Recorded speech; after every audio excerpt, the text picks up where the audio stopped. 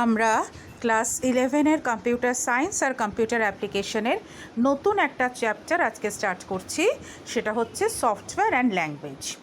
এই চ্যাপ্টারটা কিন্তু একটু থিওরি বেসড এবং এর লাস্ট পার্টে আমরা কিছু কমান্ডো শিখব।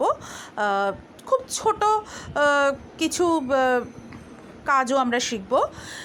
তো শুরু করতে গিয়ে আমরা এখানে প্রথম যেটা মনে রাখবো সেটা হচ্ছে যে কিছু টার্ম আছে কম্পিউটার সংক্রান্ত, যেগুলো আমরা কিন্তু সব সময় ব্যবহার করি, কিন্তু তার অ্যাকচুয়াল মানে বা একটা টার্মের সাথে আরেকটা টার্মের পার্থক্য সেটা হয়তো আমরা অনেক সময় ঠিক করে জানি না বা বুঝি না।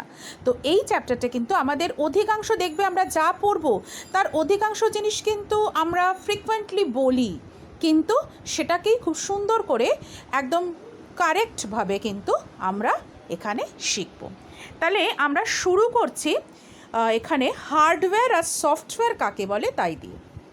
দেখো, হার্ডওয়্যার বলতে আমরা কিন্তু সেই সমস্ত জিনিসগুলোকে বুঝি যেগুলো ফিজিক্যালি টাচ করা যায়। এই কথাটা কিন্তু খুব প্রচলিত যে যেগুলোকে আমরা স্পর্শ করতে পারি তারাই হার্ডওয়্যার। এটা একদম ঠিক কথা, কিন্তু এটাই অ্যাকচুয়াল ডেফিনেশন নয়। অ্যাকচুয়াল ডেফিনেশনটা কি, যে কম্পিউটারের যে যান্ত্রিক অংশগুলো আছে সেগুলোই হচ্ছে হার্ডওয়্যার। হ্যাঁ, এবার সেখান থেকে কথাটা আসে যে অবশ্যই সেগুলো স্পর্শযোগ্য, অর্থাৎ সেগুলোকে আমরা টাচ করতে পারি। সিমিলারভাবে সফটওয়্যার ব্যাপারটা কি, কম্পিউটারকে কাজ করানোর জন্য তো আমাদের বেশ কিছু সফটওয়্যার প্রোগ্রাম বা বেশ কিছু ইনস্ট্রাকশন কম্পিউটারকে দিতে হয়, যেগুলো ফলো করেই কম্পিউটার কাজ করে। তো সেই যে ইনস্ট্রাকশন সেট, নির্দেশাবলী, সেগুলোকেই আমরা বলি প্রোগ্রাম, আর এই প্রোগ্রামকেই আমরা বলি সফটওয়্যার। তাহলে এসো আমরা এই হার্ডওয়্যার আর সফটওয়্যারের এক্স্যাক্ট ডেফিনেশনটা এরপর দেখে নিই। তাহলে হার্ডওয়্যারের ডেফিনেশন কি? Hardware refers to all the physical components of a computer. অর্থাৎ ফিজিক্যাল যা কিছু কম্পোনেন্ট, যা কিছু প্রকৃতই আছে, সেই সমস্ত যন্ত্রাংশই কিন্তু হার্ডওয়্যার। এবার তার মধ্যে বিভিন্ন ইনপুট ডিভাইস, বিভিন্ন আউটপুট ডিভাইস, প্রসেসিং ডিভাইস, বিভিন্ন স্টোরেজ ডিভাইস অর্থাৎ মেমোরি, যেগুলো সবাই কিন্তু ইনক্লুডেড। অর্থাৎ কম্পিউটার তৈরি হয় যে যন্ত্রাংশগুলো দিয়ে, তারা সবাই কিন্তু হার্ডওয়্যার। এবার এখানে একটা পয়েন্ট যেটা আমি আগেও বললাম, যে হার্ডওয়্যার কিন্তু সাধারণত স্পর্শযোগ্য। এবার একটা কথা বলতে পারো যে সিপিইউ এর ক্যাবিনেটের মধ্যে যে অংশগুলো থাকে সেগুলোকে আমরা যখন তখন ছুঁতে পারছি? তা হয়তো পারছি না, কিন্তু সেগুলো ছোঁয়া যাবেই না তা না, সেগুলো কিন্তু কেউ বানিয়েছে বা কখনো খুলে ছোঁয়া যেতেও পারে। অর্থাৎ এগুলো হচ্ছে স্পর্শযোগ্য এবং এগুলো ফিজিক্যালি এক্সিস্ট করে। এর এক্সাম্পল হিসেবে keyboard, mouse, motherboard, monitor, hard disk, cable, printer এবং এই ধরনের যা যন্ত্রাংশ সবাই। নেক্সট সেটা হচ্ছে সফটওয়্যার। সফটওয়্যারের ডেফিনেশন তাহলে কি?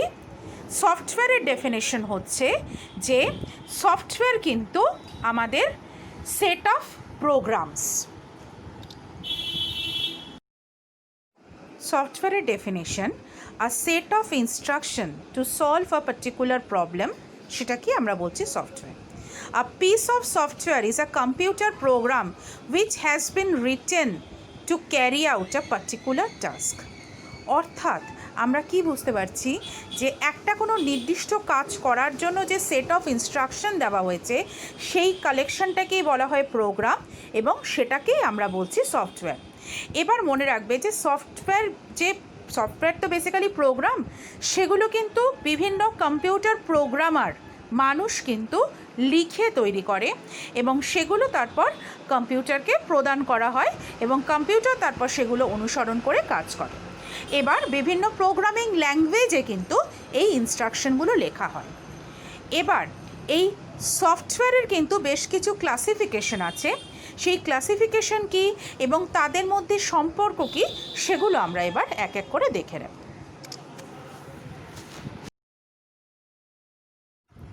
কম্পিউটার সফটওয়্যারকে আমরা প্রাইমারিলি তিনটে টাইপে ভাগ করতে পারি: সিস্টেম সফটওয়্যার, অ্যাপ্লিকেশন সফটওয়্যার আর প্রোগ্রামিং ল্যাঙ্গুয়েজেস। অনেক ক্ষেত্রে আমরা এটাকে দুটোও বলি, যে মেইনলি সিস্টেম সফটওয়্যার আর অ্যাপ্লিকেশন সফটওয়্যার, আর প্রোগ্রামিং ল্যাঙ্গুয়েজও একটা টাইপের সফটওয়্যার। এবার সিস্টেম সফটওয়্যার কি? সিস্টেম সফটওয়্যার হচ্ছে সেই সমস্ত সফটওয়্যার যেগুলো কম্পিউটারটাকে ইউজারের কাজ করার উপযুক্ত করে তোলার জন্য ব্যবহৃত হয়। অর্থাৎ ইউজারের পার্টিকুলার স্পেসিফিক কোনো কাজের জন্য কিন্তু সিস্টেম সফটওয়্যার ইউজড হয় না। অ্যাপ্লিকেশন সফটওয়্যার কি? অ্যাপ্লিকেশন সফটওয়্যার ঠিক উল্টোটা, অর্থাৎ যেগুলো ইউজারের বিভিন্ন কাজ করার জন্য ব্যবহৃত হয়। আমরা যারা কম্পিউটার ইউজার, আমরা তো বিভিন্ন ধরনের কাজ কম্পিউটারে করি। সেই বিভিন্ন কাজ করার ক্ষেত্রে আমরা যে বিভিন্ন সফটওয়্যার ইউজ করি সেগুলো হচ্ছে অ্যাপ্লিকেশন সফটওয়্যার। আর প্রোগ্রামিং ল্যাঙ্গুয়েজ কি? যে ল্যাঙ্গুয়েজগুলো ইউজ করে আমরা কম্পিউটারকে ইনস্ট্রাকশন দিতে পারি।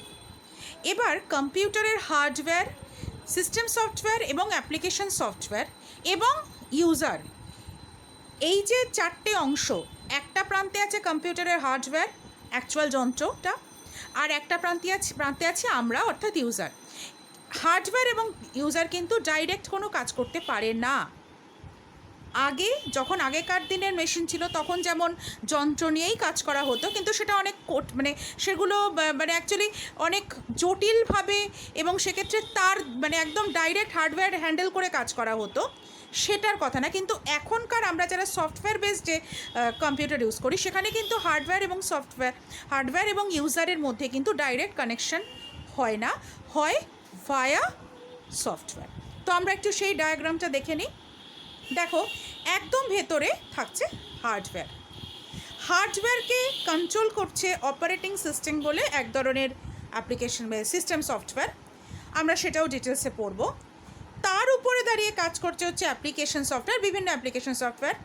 অপারেটিং সিস্টেমকে সাপোর্ট দেওয়ার জন্য কিন্তু আরও অনেক সিস্টেম সফটওয়্যারও আছে, এবং সবার উপরে আছে ইউজার। অর্থাৎ ইউজার কাজ করছে অ্যাপ্লিকেশন সফটওয়্যারের সাথে, অ্যাপ্লিকেশন সফটওয়্যার কাজ করছে অপারেটিং সিস্টেম বা বিভিন্ন আরও কিছু সিস্টেম সফটওয়্যারের সাথে, এবং তারা কাজ করছে হার্ডওয়্যারের সাথে। তাহলে এই যে ডায়াগ্রামটা বা এই যে একটা হায়ারার্কিক্যাল সেট আপ বলা যায়, এভাবে করেই কিন্তু কম্পিউটারে কাজ হয়। আমরা সফটওয়্যারের ক্লাসিফিকেশনটা আরেকবার শুনে নিই। সিস্টেম সফটওয়্যার আমরা তাদেরকে বলছি যারা কম্পিউটারকে কাজ করার উপযুক্ত করে তোলার জন্য ব্যবহৃত হয়। কম্পিউটারের স্ট্রাকচার তৈরি কম্পিউটারের যে বিভিন্ন যন্ত্রাংশ তাদের বিভিন্নভাবে ম্যানিপুলেট করা বা অন্যান্য যে কাজ ইউজার করতে চাইছে সেগুলোকে সাপোর্ট দেওয়া, এই রিলেটেড বিভিন্ন কাজ এই বিভিন্ন সিস্টেম সফটওয়্যারের মাধ্যমে হয়ে থাকে। সিস্টেম সফটওয়্যারের সংখ্যা কিন্তু সীমিত অ্যাপ্লিকেশন সফটওয়্যারের রেসপেক্টে। আর অ্যাপ্লিকেশন সফটওয়্যার কি? অ্যাপ্লিকেশন সফটওয়্যার হচ্ছে সেই সফটওয়্যার যেগুলোর সাহায্যে ইউজার তাদের বিভিন্ন যে দরকারি কাজ সেগুলো করতে পারে। বিভিন্ন কাজের জন্য বিভিন্ন ধরনের সফটওয়্যার থাকে এবং অ্যাপ্লিকেশন সফটওয়্যার থাকে, এবং অনেক ক্ষেত্রে একই কাজের জন্যও কিন্তু অনেক রকম সফটওয়্যার থাকে। যেমন ধরো, আমরা একটা চিঠি লিখব, তো সেই চিঠি লেখার জন্যই হয়তো আমাদের অনেক রকম সফটওয়্যার, অ্যাপ্লিকেশন সফটওয়্যার আমরা ইউজ করতে পারি। তো এবার আমরা প্রথমে সিস্টেম সফটওয়্যারের বিভিন্ন টাইপ সম্পর্কে পড়ব, এবং তার মধ্যে যেটা বললাম অপারেটিং সিস্টেমটা আমাদের একটু ডিটেলসে পড়তে হবে, এবং তারপর অ্যাপ্লিকেশন সফটওয়্যারের কিছু ফিচার্স, কিছু এক্সাম্পল আমরা পড়ব।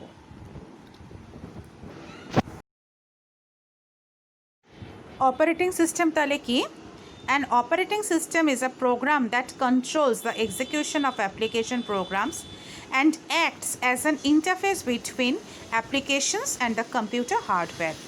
অর্থাৎ এটা একটা এমন প্রোগ্রাম বা এমন সফটওয়্যার যে কী করে, যে অ্যাপ্লিকেশন প্রোগ্রাম যেগুলো সেগুলোর এক্সিকিউশন বা কাজ করাটাকে কন্ট্রোল করে, এবং সেই সাথে কম্পিউটারের যে হার্ডওয়্যার এবং এই অ্যাপ্লিকেশনের মধ্যেকার একটা ইন্টারফেস হিসেবে কাজ করে। এবং যেহেতু অ্যাপ্লিকেশন সফটওয়্যারগুলো আবার ইউজারের সাথে যুক্ত, ফলে অ্যাকচুয়ালি কিন্তু এই সিস্টেম অপারেটিং সিস্টেম ইউজার এবং হার্ডওয়্যারের মধ্যে একটা ইন্টারফেস হিসেবে, মাধ্যম হিসেবে কাজ করে।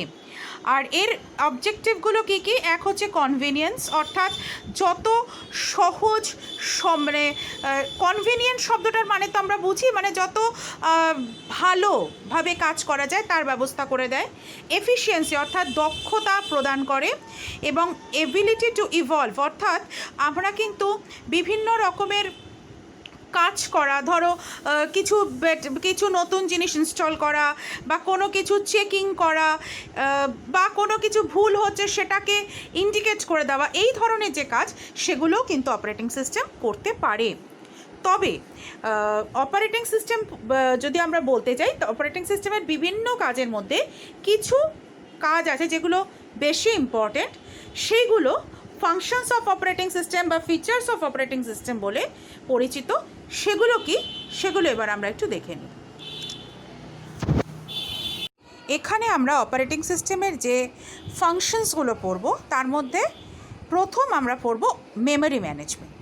মেমরি ম্যানেজমেন্টটা কি, যে আমাদের কম্পিউটার সিস্টেমে তো বিভিন্ন রকম মেমরি আমরা ইউজ করি এবং প্রচুর ডেটা আমরা তার মধ্যে রাখি।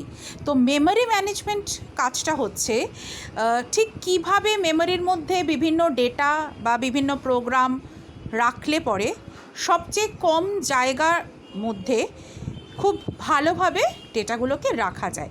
এখানে কিন্তু মূলত সেকেন্ডারি মেমোরির চেয়েও আমাদের যে র্যাম সেটাকে কন্ট্রোল করার ব্যাপারটা বেশি আসে। ধরো আমরা যখন বিভিন্ন কাজ একসাথে করার জন্য হয়তো বিভিন্ন অ্যাপ্লিকেশন একসাথে ওপেন করেছি, তার মানে সেগুলো সবই র্যামে রয়েছে। তো সেক্ষেত্রে র্যামের বিভিন্ন অংশে যে র্যামের মধ্যে যে সেই বিভিন্ন অ্যাপ্লিকেশনগুলো বা বিভিন্ন ফাইল খুলে রেখেছে সেই ডেটাগুলো রয়েছে, তো সেগুলো কিভাবে থাকবে। যদি আমরা এরপরে মাল্টি ইউজার সিস্টেম বলে দেখব, যেখানে একসাথে একাধিক কাজও করা যায়। তো সেক্ষেত্রে যদি হয় তাহলে বিভিন্ন কাজ একসাথে করার ক্ষেত্রে কোন ডেটাটা মেমরি থেকে কিভাবে ইউজড হবে। যদি দেখা যায় কোনো ক্ষেত্রে মেমরি যতটুকু তার চেয়ে ডেটার পরিমাণ বেশি, সেক্ষেত্রে আমরা কিভাবে সেটাকে ম্যানেজ করতে পারি। এই মেমরি সংক্রান্ত যাবতীয় কাজই হচ্ছে মেমরি ম্যানেজমেন্ট, এবং সেটা কিন্তু অপারেটিং সিস্টেম করে। নেক্সট হচ্ছে ডিভাইস ম্যানেজমেন্ট। আমাদের কম্পিউটারের সাথে বিভিন্ন ডিভাইস যুক্ত থাকে, তো সেই ডিভাইসগুলোকে কন্ট্রোল করা, তাদের মধ্যে লিঙ্কিং করা, কোঅর্ডিনেশন করা, যখন যেটাকে ইউজ করতে বলা হচ্ছে তখন সেটাকেই ইউজ করা, যদি কোনোটাতে কোনো ফল্ট থাকে সেটা রেকগনাইজ করে সেটা বলা যে এটা এখন ইউজ হবে না। এগুলো হচ্ছে ডিভাইস ম্যানেজমেন্ট এর কাজ, এবং এগুলো অপারেটিং সিস্টেম করে। নেক্সট হচ্ছে প্রসেসর ম্যানেজমেন্ট। কম্পিউটারের সবচেয়ে দামি সেটা টাকার অর্থের মূল্যেও এবং ইম্পর্টেন্সের মূল্যেও সেটা হচ্ছে আমাদের প্রসেসর। এবার এই প্রসেসর যখন কাজ করবে, আমরা চাইবো কি প্রসেসরকে আমরা যেন ম্যাক্সিমাম ইউটিলাইজ করতে পারি। তো সেক্ষেত্রে প্রসেসর কিভাবে কাজ করবে, যদি প্রসেসরকে অনেকগুলো কাজ করতে দেওয়া হয় তাহলে প্রসেসর কিভাবে একটার পর একটা কাজ করবে, কোনটা আগে করবে কোনটা পরে করবে, এই ধরনের যে প্রসেসরকে নিয়ে যে কাজ, সেই কন্ট্রোলিংটা হচ্ছে প্রসেসর ম্যানেজমেন্ট, সেটাও অপারেটিং সিস্টেম করে। নেক্সট হচ্ছে সিকিউরিটি। কম্পিউটার কিন্তু অপারেটিং সিস্টেম কিন্তু সিকিউরিটি প্রদান করে। আমরা কোনো কিছু ডিলিট করতে চাইলেই সাথে সাথে সেটা একবারে ডিলিট হয়ে যায় না, বা আমরা এমন একটা কিছু কাজ করতে গেলাম যেটা কম্পিউটারের জন্য ঠিক নয়, সেক্ষেত্রেও আমাদের কিন্তু বিভিন্ন রকম নোটিফিকেশন আসে যে এটা এরকমভাবে করা উচিত নয় বা এটা সত্যিই করতে চাইছি কিনা। তাছাড়াও বিভিন্নভাবে বিভিন্ন জিনিস থেকে প্রোটেক্ট করা, যে আমরা কিছু চাইলাম কোনো সিস্টেম সফটওয়্যার ডিলিট করে দিচ্ছি বা কিছু, সেগুলো যাতে না হয় তাই সেগুলো দেখাও কিন্তু অপারেটিং সিস্টেমের কাজ, অর্থাৎ কম্পিউটারকে একটা সিকিউরিটি প্রদান করাও এর কাজ। নেক্সট হচ্ছে এরার ডিটেকশন। দেখবে অনেক কাজ করতে গেলে আমাদের কাছে একটা মেসেজ আছে যে এটা করা সম্ভব না, বা তুমি এখানে এই ভুল করছো। তো এই যে কোনো কাজ করতে গিয়ে কোনো এরার হলে সেই এরারটাকে ডিটেক্ট করে দেওয়াও কিন্তু অপারেটিং সিস্টেমের কাজ। এক্ষেত্রে একটা কথা বলি যে কিছু ক্ষেত্রে কম্পিউটার হয়তো অপারেটিং সিস্টেম হয়তো বুঝে যায় যে আমরা কী ভুল করছি, এবং সেক্ষেত্রে এটাও সাজেস্ট করে দেয় যে এটা না করে ওটা করো, সেরকম নোটিফিকেশনও আসে।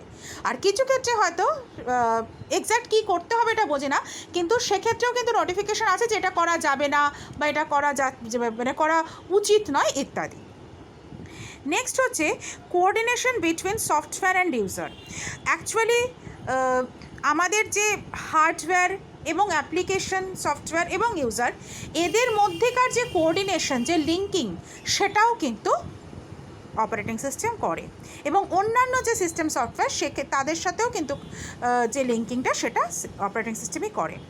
এরপর হচ্ছে জব অ্যাকাউন্টিং, অর্থাৎ কোন কাজ হচ্ছে, এরপর কোনটা বাকি আছে তার একটা লগ মেনটেন করা, কোন কাজ কখন হয়েছে, সমস্ত কিছু কিন্তু অপারেটিং সিস্টেম দেখে। আর হচ্ছে ফাইল ম্যানেজমেন্ট। আমরা কম্পিউটারে প্রচুর ফাইল রাখি, সেই ফাইলগুলোকে কোথায় রাখা হচ্ছে, কি নামে রাখা হচ্ছে, আমরা চাইলে ফাইলের বিভিন্ন মোড রাখতে পারি, কোনোটা রিড অনলি, কোনোটা হিডেন, কোনোটাতে পাসওয়ার্ড।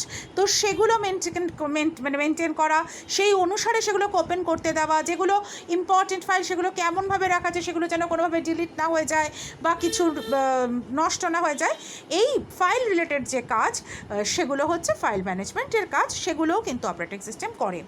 এছাড়াও অবশ্যই এটা কিন্তু তোমার ধরো কিছু কিছু ছোট ছোট কিছু ট্রান্সলেশন টাইপের কাজও করে। তারপর আমাদের যে সিস্টেম ক্লক আছে সেটাকে মেনটেন করা, ডিসপ্লে করা, এই ধরনের বিভিন্ন কাজ কিন্তু অপারেটিং সিস্টেম করে থাকে। অর্থাৎ আমাদের কম্পিউটারে আমরা এখন যে ধরনের কম্পিউটার ইউজ করি তাতে কিন্তু অপারেটিং সিস্টেম আছে বলেই কিন্তু আমরা এত সহজে এত সুন্দরভাবে কম্পিউটারে কাজ করতে পারি।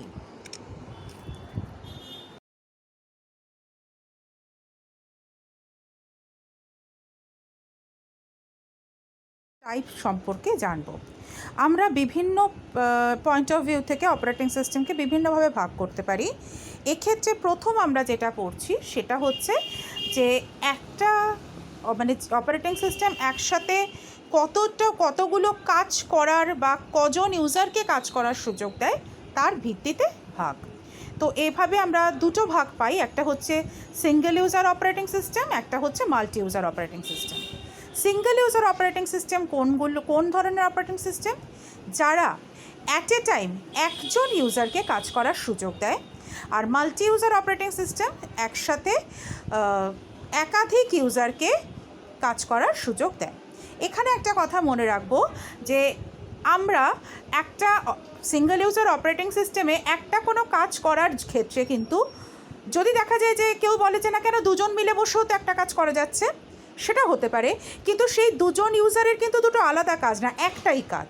সেইভাবে অর্থাৎ একটা কাজ যেখানে করা যাচ্ছে সেটা হচ্ছে সিঙ্গেল ইউজার, আর একাধিক কাজ করার অপশান যেখানে থাকছে সেটা হচ্ছে মাল্টি ইউজার। অবশ্যই সিঙ্গেল ইউজার অপারেটিং সিস্টেমের গঠন সিম্পল আর মাল্টি ইউজারের তুলনায় কমপ্লেক্স, এবং যেটা হয় সেটা হচ্ছে যে সিঙ্গেল ইউজারের মধ্যেও কিন্তু আবার সিঙ্গেল টাস্ক থাকে, আবার মাল্টি টাস্কেরও অপশান থাকে কিছু কিছু ক্ষেত্রে। আর টাইম আমাদের মাল্টি ইউজারের ক্ষেত্রে কিন্তু টাইম শেয়ারিং, ডিস্ট্রিবিউটেড, এইগুলো হচ্ছে কয়েকটি টাইপ। আমরা এরপর বিভিন্ন টাইপ সম্পর্কে পড়ব। আর সিঙ্গেল ইউজার অপারেটিং সিস্টেমের বিভিন্ন এক্সাম্পল হচ্ছে উইন্ডোজ, তারপরে অ্যাপল ম্যাক, যে সেটা উইন্ডোজেরও অবশ্য সব ভার্সান নয়, দু একটা ভার্সান মাল্টি ইউজার। আর মাল্টি ইউজার অপারেটিং সিস্টেমের এক্সাম্পল হচ্ছে ইউনিক্স, লিনাক্স ইত্যাদি।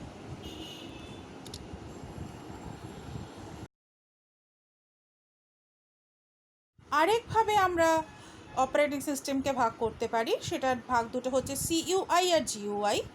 এটা হচ্ছে কাজ করার পদ্ধতিটার ভিত্তিতে। সিইউআই এর পুরো কথাটা হচ্ছে ক্যারেক্টার ইউজার ইন্টারফেস, আর জিইউআই এর পুরো কথাটা হচ্ছে গ্রাফিক্যাল ইউজার ইন্টারফেস।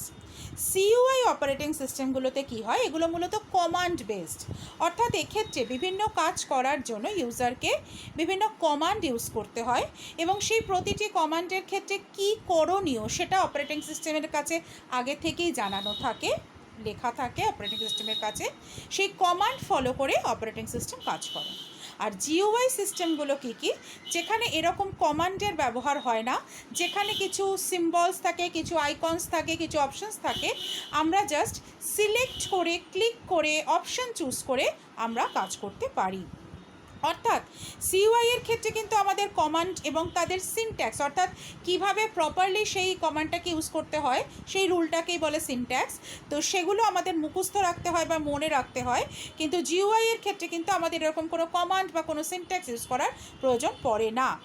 আর সিইউআই কিন্তু সেরকম গ্রাফিক্সের অপশন থাকে না, whereas জিইউআই কিন্তু পুরোপুরি গ্রাফিক্যাল। এবং কিবোর্ড সিইউআই সিস্টেমে বেশি করে ইউজ হয়, মূলত ইউজ হয়। আর জিইউআইতে কিন্তু কিবোর্ড এবং মাউস দুটোই কিন্তু ইউজ হয়। আমরা ডস মনে রাখবো একটা সিইউআই এর এক্সাম্পল, এবং উইন্ডোজ যে অপারেটিং সিস্টেমগুলো আমরা ইউজ করি সেগুলো হচ্ছে জিইউআই এর এক্সাম্পল। এবার আমরা বিভিন্ন ধরনের অপারেটিং সিস্টেম সম্পর্কে পড়ব। এটা হচ্ছে অপারেটিং সিস্টেমের কাজ করার যে পদ্ধতি, কীভাবে অপারেটিং সিস্টেম কাজ করছে, বা বিভিন্ন কাজ কীভাবে অপারেটিং সিস্টেমের মধ্যে দিয়ে এক্সিকিউট হচ্ছে, তার বিভিন্নতা অনুসারে এই ভাগগুলো। প্রথম আমরা যেটা পড়ব সেটা হচ্ছে ব্যাচ প্রসেসিং বা ব্যাচ অপারেটিং সিস্টেম।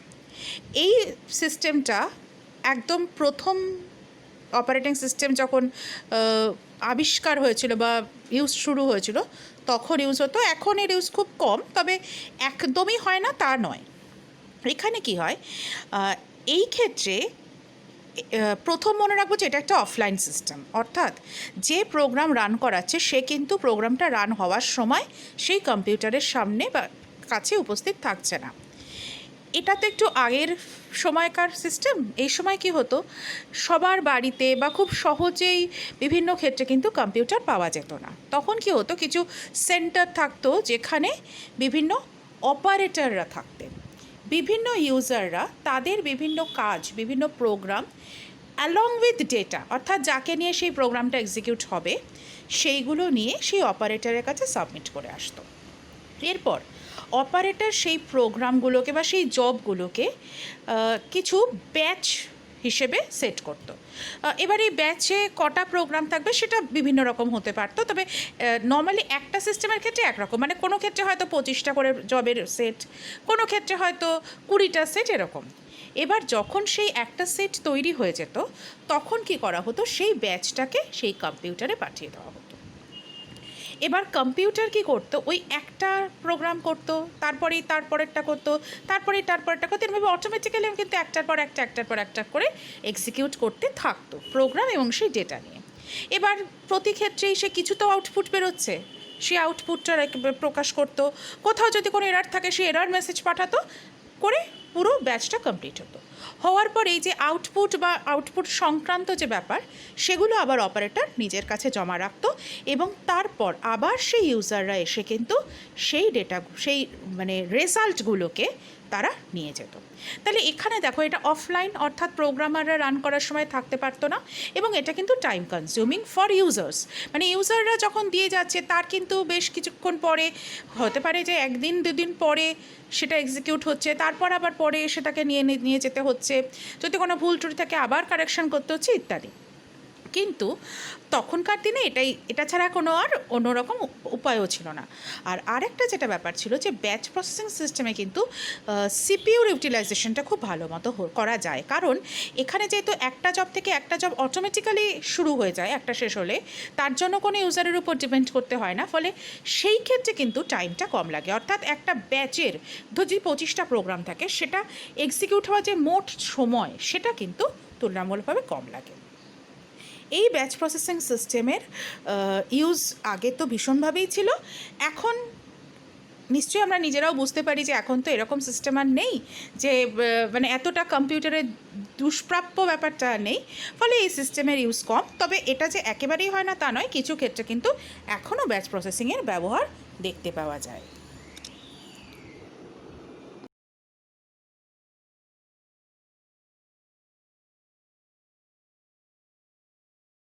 যেটা আমরা পড়বো সেটাকে বলা হয় মাল্টি প্রোগ্রামিং সিস্টেম। এই মাল্টি প্রোগ্রামিং সিস্টেমে সিপিইউর সংখ্যা কিন্তু একটাই সিপিইউ থাকে, কিন্তু এই সিস্টেমে একসাথে একাধিক কাজ আমরা করতে পারি। কিভাবে করতে পারি একটু দেখি। এখানে মেমোরির মধ্যে অপারেটিং সিস্টেম যেমন সেটা তো থাকছেই, তার সাথে একাধিক জব বা একাধিক প্রোগ্রাম কিন্তু আমরা একসাথে লোড করে নিতে পারি বা ওপেন করে নিতে পারি। এবার যে কোনো প্রোগ্রামেরই কিন্তু দু রকমের কাজ থাকে, অধিকাংশ ক্ষেত্রেই দু রকমের কাজ থাকে। একটা হচ্ছে সিপিইউ ওরিয়েন্টেড জব, অর্থাৎ যে কাজগুলো সিপিইউ বা প্রসেসর, মানে সিপিইউ বলতে আমরা কিন্তু এখানে মেন প্রসেসরের কথা বলছি, প্রসেসরকে দিয়ে করাতে হবে, মানে প্রসেসরকে করতে হবে। আর হচ্ছে কিছু আমাদের আইও বা অন্যান্য ডিভাইস রিলেটেড জব। এবার যখন ইউজারকে কিছু কাজ করতে হচ্ছে বা কোনো আইও জব আসছে, সেইটার জন্য যে সময় লাগে সিপিইউ ওরিয়েন্টেড কাজের সময় কিন্তু তার চেয়ে অনেক কম। ফলে এই যে একটা মিসম্যাচ অফ টাইম, সেটাকে ইউজ করি আমরা এই মাল্টি প্রোগ্রামিং সিস্টেম করতে পারি। কীরকম, যে ধরো প্রথম সিস্টেম এ বা প্রোগ্রাম এর কাছে সিপিইউ গেল, গিয়ে তার যে প্রসেসর ওরিয়েন্টেড জব সেটা করতে শুরু করলো। করতে করতে দেখা গেল তার একটা আইও ওরিয়েন্টেড কাজ চলে এলো। তাহলে তো সে সময় সিপিইউর আর তাকে দরকার পড়ছে না, মানে সিপিইউকে তার দরকার পড়ছে না, তখন সিপিইউ তাকে ছেড়ে দিল। ছেড়ে সিপিইউ কী করলো, পরের প্রোগ্রামের কাছে চলে গেল। সেই প্রোগ্রামের যে সিপিইউ রিলেটেড জব সেটা সে শুরু করলো। করতে করতে একটা টাইমে দেখা গেল, মানে সিপিইউ তো খুব ফাস্ট কাজ করে, ফলে দেখা গেল যে একটা সময় সেটাও হয়ে আবার কোনো আইও কাজ এলো, তখন তাকেও সে ছেড়ে দিল প্রসেসর, তারপরের জনের কাছে গেল। এইভাবে করতে করতে দেখা গেল হয়তো 10টা কাজ করার পর প্রথমজন বা সেকেন্ডজন কারোর একজনের আইও কাজটা শেষ হয়ে গেছে, কারণ আইও কাজ কিন্তু তুলনায় অনেক মানে আসতে হয়। সে তখন আবার সিপিইউ রিলেটেড কাজ তার চলে এসছে, সে তখন আবার সিপিইউর জন্য ওয়েট করছে। এইভাবে করে বিভিন্ন জবের কাছে গিয়ে গিয়ে কিন্তু প্রসেসর কাজ করতে পারে এই সিস্টেমে। এটা আমরা একটু অন্যভাবেও ভাবতে পারি যে ধরো একটা ক্লাসে যদি 5 জন স্টুডেন্ট থাকে, একজন টিচার থাকে, সেক্ষেত্রে টিচার একজন স্টুডেন্টকে কিছু একটা শিখিয়ে তাকে একটা কিছু করতে দিয়ে আরেকজনকে ডেকে কিছু শেখাচ্ছে, আবার তাকে কিছু করতে দিয়ে আরেকজনকে শেখাচ্ছে, ইতিমধ্যে হয়তো প্রথমজন যে তার কাজটা হয়ে গেছে আবার তাকে অ্যাটেন্ড করছে। এইভাবে করে চললে পরে কিন্তু টোটাল সময়টা কম লাগে। ভেবে দেখো, যদি একজনকে শিখিয়ে তাকে করতে দিয়ে একটা কাজ, সে কাজ চেক করে ভুল ত্রুটি হলে সেটা আবার কারেকশন করে সবটা শেষ করে যদি সেকেন্ড জনের কাছে যাওয়া হয়, এবং একইভাবে যদি এক একজনের কাছে মানে এক একজনেরটা শেষ করে পরের জনের কাছে যাওয়া হয়, তাহলে কিন্তু টোটাল টাইমটা অনেক বেশি লাগে। মাল্টি প্রোগ্রামিংয়ে তাহলে আমরা টোটাল টাইমটা আমরা কিছুটা কমাতে পারছি। তবে এখানে কিন্তু একটা প্রোগ্রামকে অনেক ক্ষেত্রেই অনেকক্ষণ ওয়েট করে থাকতে হতে পারে, যে সে হয়তো তার টার্নটা সে সহজে পাচ্ছেই না। আর আরেকটা জিনিস আমরা মনে রাখবো যে এখানে একটা প্রোগ্রাম 3টে স্টেটে থাকতে পারে। একটা হচ্ছে রানিং, একটা হচ্ছে ব্লকড, একটা হচ্ছে রেডি। রানিং মানে সিপিইউ যাকে এখন অ্যাটেন্ড করছে, অর্থাৎ যার কাজ সিপিইউ এ সম্পন্ন হচ্ছে, সে হচ্ছে রানিং স্টেটে। যে আইও বা কোনো মেমোরি বা ইউজার সংক্রান্ত কোনো কাজ করছে, সে হচ্ছে তখন ব্লকড অবস্থায়, অর্থাৎ তাকে সিপিইউ তখন মানে সে সিপিইউ অ্যাভেলেবেল থাকলেও সিপিইউ তার কাছে যেতে পারবে না। আর টাইপ 3 যেটা রেডি, সেটা হচ্ছে যে তার এই মুহূর্তে তার কোনো আইও বা অন্যান্য রকম কাজ নেই, তার সিপিইউ রিলেটেড কাজই আছে, সে সিপিইউ এর কাছে যাওয়ার জন্য প্রস্তুত হয়ে ওয়েট করছে। তাহলে এই 3 রকম স্টেটে কিন্তু এই সিস্টেমে প্রতিটা প্রোগ্রাম থাকতে পারে। নেক্সট যে টাইপটা অপারেটিং সিস্টেম সম্পর্কে আমরা জানবো, সেটাকে বলা হয় মাল্টিটাস্কিং বা মাল্টি প্রসেসিং।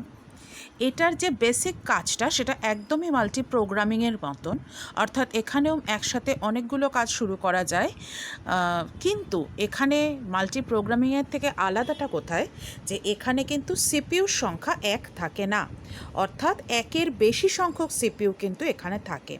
এবার একের জায়গায় মানে 2, 3, 4 যে কোনো সংখ্যক সিপিইউ কিন্তু এই রকম সিস্টেমে থাকতে পারে। এখানে ছবিতে যেমন দেখো সিপিইউ 1, সিপিইউ 2, সিপিইউ 3 করে সিপিইউ n পর্যন্ত আছে। এই n-এর ভ্যালু 1-এর বেশি যে কোনো কিছুই হতে পারে।